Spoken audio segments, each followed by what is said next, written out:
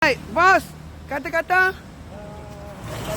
Assalamualaikum. So pagi ni kita akan bergerak ke Taipei untuk food festival di sana.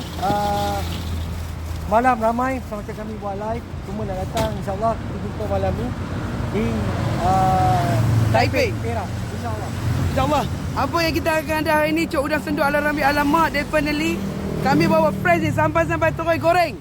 Dan yang pastinya nantikan apa yang membezakan di sini.